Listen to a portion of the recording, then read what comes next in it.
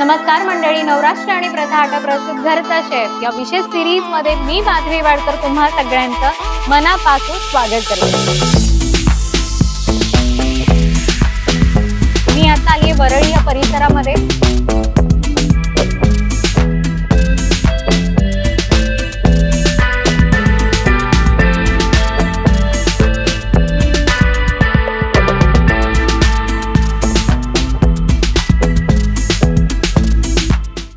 नमस्कार मंडळी, नवराष्ट्र आणि प्रथा आटा प्रस्तुत घरचा शेफ या सिरीज मध्ये मी माधवी वाडकर तुम्हा सगळ्यांचं मनापासून स्वागत करते। मंडळी, ट्रॅव्हल करताना कुठेतरी आपण जेव्हा बाहेर जातो किंवा ऑफिससाठी सुद्धा जेव्हा रोजचा आपला ट्रेनचा प्रवास असेल किंवा बाहेरगावी जाताना आपल्याला सोबत असं काहीतरी छोट्याशा डब्यामध्ये हेल्दी न्यायचं असेल तर काय नेता येईल हा विचार आपल्या सगळ्यांनाच पडतो। तर मंडळी, तात्पर्य असं की आजच्या भागात आपण आपल्या आजच्या कुटुंबाला भेटणार आहोत आणि त्यांच्याकडनं अशी झटपट आणि ट्रॅव्हल मध्ये आपण सोबत घेऊन जाऊ शकतो अशी हेल्दी रेसिपी शिकणार आहोत। तर चला जाऊया आपल्या आजच्या भागाच्या कुटुंबाला भेटूया, घरच्या शेफला भेटूया आणि घरच्या शेफ कडनं झटपट अशी छोटीशी रेसिपी शिकूया। चला, आजच्या भागात आपण भेटणार आहोत हिप्परगे कुटुंबाला, जे राहतात मुलुंड ईस्टर्न मॅजेस्टी या बिल्डिंग मध्ये। तर चला जाऊया आपल्या आजच्या कुटुंबाला भेटूया आणि घरच्या शेफ कडनं छानशी रेसिपी शिकूया। नमस्कार मॅम, नवराष्ट्र आणि प्रथा आटा प्रस्तुत घरचा शेफ या सिरीज मध्ये तुमचं खूप खूप स्वागत। नमस्कार। काय सांगाल मला तुमचं नाव आणि तुमच्याबद्दल थोडक्यात माहिती सांगाल? मी प्रतिमा सुधीर हिप्परगी, मूळचे आम्ही गुलबर्ग्याचे। गुलबर्गा म्हणजे कर्नाटक। आणि मी हाऊसवाईफ आहे। हॉबी म्हणून युट्यूब चॅनल काढले होते, आता थोडे दिवस झाले करत होते। हाऊसवाईफ आणि एक आवड म्हणून तुम्ही युट्यूब चॅनल आहे माझं वगैरे चॅनल आहे आणि त्याच्यामध्ये तुम्ही छान छान रेसिपीज दाखवतात। तुम्ही म्हणालात की तुम्ही मूळचे कर्नाटकचे, मुंबईत कधी आलाय?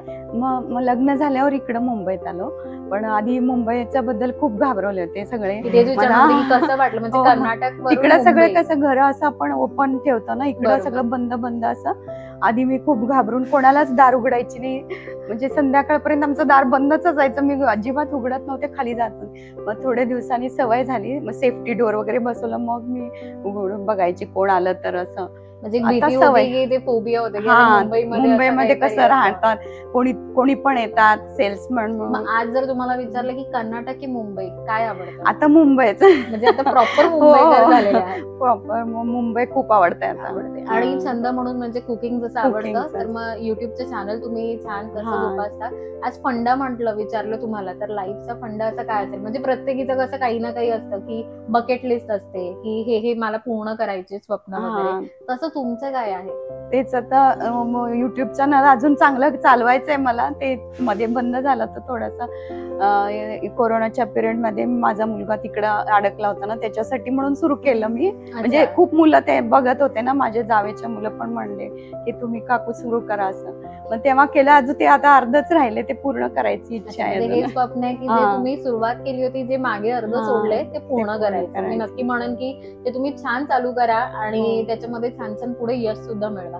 कुकिंगची आवड कशी, म्हणजे पाककला लहानपणापासून आवडायची की असं कोणाला बघत बघत जेवण बनवायची आवड वगैरे निर्माण झाली काय? नाही, माझ्या आईला खूप आवडते वेगळे वेगळे रेसिपी, लहानपणापासून ती खूप करायची। खरं तर आम्ही तिकडं खेड्यातच होतो, तरी ती तिकडं पण नवीन नवीन सगळं करून आम्हाला, म्हणजे तिकडं काही मिळत नव्हते, पाणीपुरी दहीवड्या ते सगळं घरीच करायची। मग ते बघून बघून पण आम्हाला असं आवड निर्माण झाली। मी बहीण दोघं आम्ही छान घरी बघून आईला जेवण बनवताना बघून आता पण कुठेही हॉटेलमध्ये गेला काही नवीन खाऊन आलं की ते घरी बनवून बघणार आम्ही कसं आहे, म्हणजे आपण करू शकतो का सगळे, पास्ता पिझ्झा हे सगळं पण करतो होता। मुंबईची कुठली रेसिपी तुम्हाला आवडते? म्हणजे आज असं मुंबई, जसं तुम्ही कर्नाटक मध्ये होता तर ऑफकोर्स इकडची जेवण पद्धत वेगळी असते, पदार्थ पावभाजी आणि पाणीपुरी। पावभाजी आणि पाणीपुरी पक्की मुंबईकर, पावभाजी आणि पाणीपुरी। माझ्या मुलाला तर इतकं आवडतंय पाणीपुरी, आम्ही घरीच करतो होता, एव्हरी टाइम आलं की केलंच पाहिजे ते, असं आहे त्याचं। मॅम, तुमच्या घरी कोण कोण असतं, म्हणजे कुटुंबात कोण कोण असतं आणि आज तुमच्या सोबत जो कुटुंब आहे मला त्यांची सुद्धा ओळख करून द्या। माझ्या घरी 2 मुलं आहेत आणि मिस्टर आणि सासूबाई, आम्ही असं राहतो। मुलं आता शिकायला गेलेत, एक US ला गेलाय मोठा आणि धाकटा हैदराबादला इंजिनिअरिंग। म्हणजे दोन्ही मुलं एवढी मोठी आहेत, तुमच्याकडे बघून अजिबात वाटत नाहीये। मिस्टर काय करतात? ऐरोलीला वर्ली ऑफिस आहे, कन्सल्टन्सी इंजिनिअरिंग आहे, तिथे ते वर्क करतात। आज तुमच्यासोबत जे कुटुंब आहे मला त्यांची ओळख करून द्या।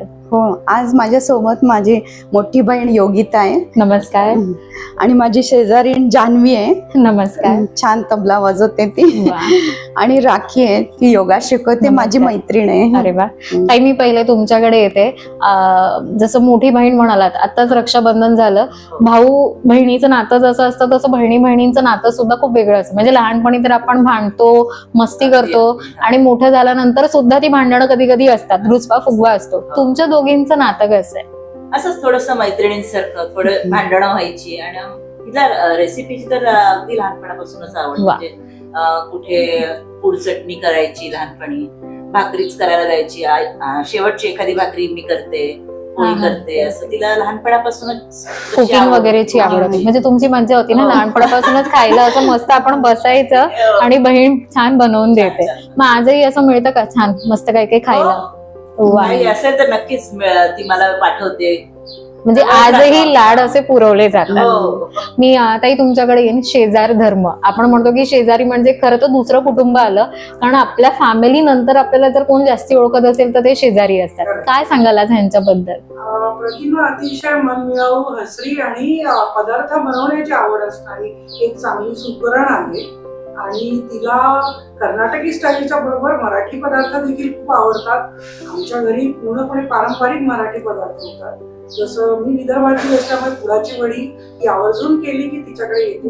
तिचे तयार केलेले तंबीटू लाडू हे दरवेळेला आमच्याकडे आवडीने खाल्ले जातात. असं देवाणघेवाणचं. म्हणजे किती छान ना, दोन वेगळे प्रांत असल्यामुळे दोन प्रांतांच्या म्हणजे बोलतो ना कल्चर आपल्याला एक अनुभवायला मिळतं आणि एक्सचेंज होता. मी तुमच्याकडे येईन. मैत्रीण म्हणजे मैत्री बोलावं तेवढं कमी असतं. तुमच्या दोघींची मैत्री कशी झाली आणि किती वर्षाची मैत्री आहे? आमची मैत्री खूप जुनी आहे. ती बिल्डिंग मध्ये मी आधीपासून राहत होती बिल्डिंगमध्ये. 2011 झाली इकडे बिल्डिंगमध्ये. तिचा लहान मुलगा आणि माझा मोठा मुलगा आणि ते बरोबरचे. बरोबर आहे. त्यामुळे ते एक खास फ्रेंड, ते खास फ्रेंड झाल्यानंतर मग आम्ही दोघी खास फ्रेंड. वा, म्हणजे मम्माच पण खास फ्रेंड आणि मुलं सुद्धा एकदम बेस्ट फ्रेंड, खास फ्रेंड असतात. त्यानंतर मग आमची मैत्री वाढतच गेली. मग आमची किती पार्टीज, आमचा ग्रुप आहे, सगळे ग्रुपमध्ये आम्ही एकत्र एन्जॉय करणार.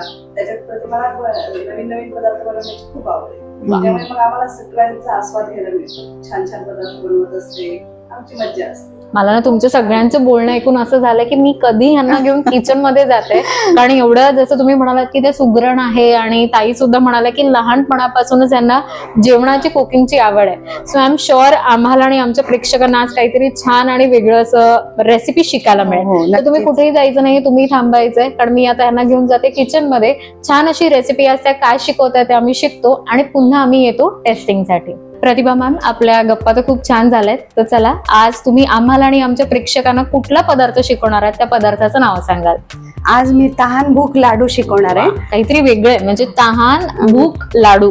हो, तर खूप पौष्टिक आहे, मुलांसाठी मोठ्यांसाठी पण छान आहे एकदम. म्हणजे आपण हेल्दी लाडू सुद्धा म्हणू शकतो, पौष्टिक लाडू आपण म्हणू शकतो. ते ह्याच्यासाठी काय काय साहित्य लागणार आहे आपल्याला? ह्याच्यात बदाम 1 वाटी, ओके, अर्धा वाटी काजू, पाव वाटी पिस्ता आणि विलायची पावडर आहे. अच्छा, 2-3 चमचे cocoa powder. Okay, cocoa powder optional आहे. अच्छा, म्हणजे मुलांना आवडत असलं तर घालू शकतात. म्हणजे मुलांना जर आवडेल अजून पदार्थ करायचा असेल टेस्टी, तर आपण त्याच्यामध्ये कोको पावडर ऍड करू. आणि खोबरं 1 वाटी, आणि तूप अर्धा वाटी, आणि गूळ 1.5 वाटी, ओके, आणि कणिक 2 वाटी. अच्छा, म्हणजे हे गव्हाचं पीठ तुम्ही घेतलं. काय सांगाल तुम्ही? प्रथाचं रेडीमेड आम्ही वापरतो, खूप छान आहे पीठ, आणि त्याचं पॅकिंग वगैरे खूप सुंदर आहे. म्हणजे तुम्हाला पॅकेजिंग वगैरे फार आवडतं त्यांचं ते, आणि पोळ्या एकदम मऊसूत होतात त्यांचे. म्हणजे बेस्ट क्वालिटी आणि बेस्ट पॅकेजिंग. नक्कीच. तर चला, आपण साहित्य बघितलंय, आता आपण वळूया आपल्या आजच्या पदार्थाच्या कृतीकडे. तर चला, कृतीला सुरुवात करूया. सर्वप्रथम आपल्याला काय करायचंय?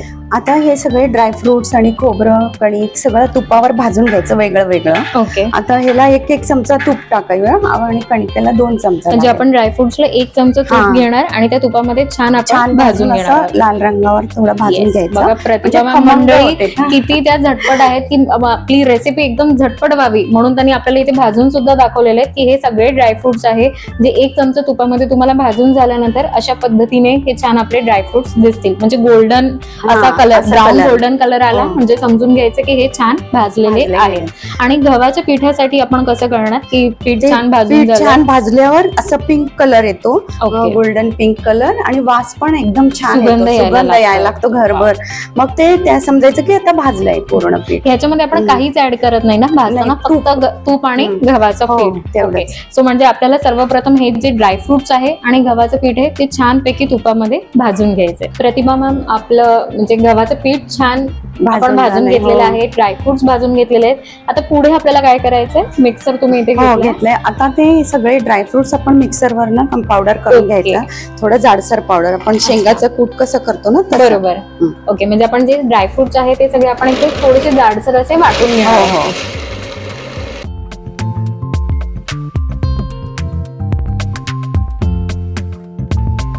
आय थिंक छान मिश्रण आपलं जे ड्रायफ्रुट्स आहे ते सुद्धा मिक्स झालेले आहेत आणि हे गव्हाचं पीठ सुद्धा.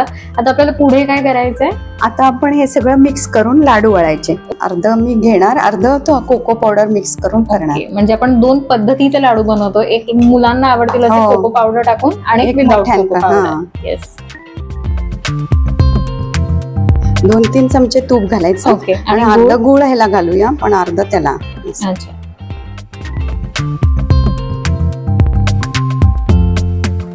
मंडळी, तुम्ही बघू शकता एकदम झटपट असे आपले तहानभूक लाडूचे 2 सारण, म्हणजे एक लहान मुलांसाठी कोको पावडर आपण घातली ह्याच्यामध्ये आणि एक विदाउट कोको पावडर असे लाडवाचं सारण तयार झालेलं आहे. तहानभूक लाडू का म्हणतात हे मला आता कळतंय, कारण हा एक लाडू जरी हा, खाल्ला खाल्लं की पोट तरी भरतंय. पोट भरतंय. तर चला वळायला घेऊया लाडवांना. हो.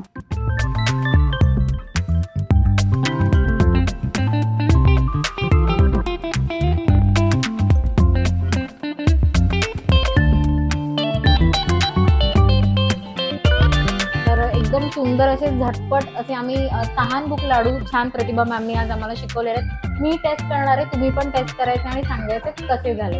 मी चॉकलेट फ्लेवर घेणार आहे आणि मी चॉकलेट लवर आहे. प्रतिभा मॅम, तुम्ही एकदम झटपट आणि एवढी सुंदर आणि छान हेल्दी रेसिपी आम्हाला शिकवली, त्यासाठी प्रथाकडून तुम्हाला ही एक छोटीशी आठवण. थँक्यू. तर मंडळी, याचा भाग आणि याची रेसिपी तुम्हाला कशी वाटली हे नक्की कमेंट्स करून सांगा. आणि तुम्हाला सुद्धा घरचा शेफ या सिरीज मध्ये सहभाग घ्यायचा असेल तर कमेंट्स मध्ये दिलेल्या नंबरवरती नक्की संपर्क साधा. पुढचं शूट हे मे बी तुमच्या कुटुंबासोबत असेल. तसेच नवनवीन भाग आणि रेसिपीज आम्ही घेत येत राहू. तोपर्यंत स्वस्त राहा, मस्त राहा आणि खात राहा. धन्यवाद.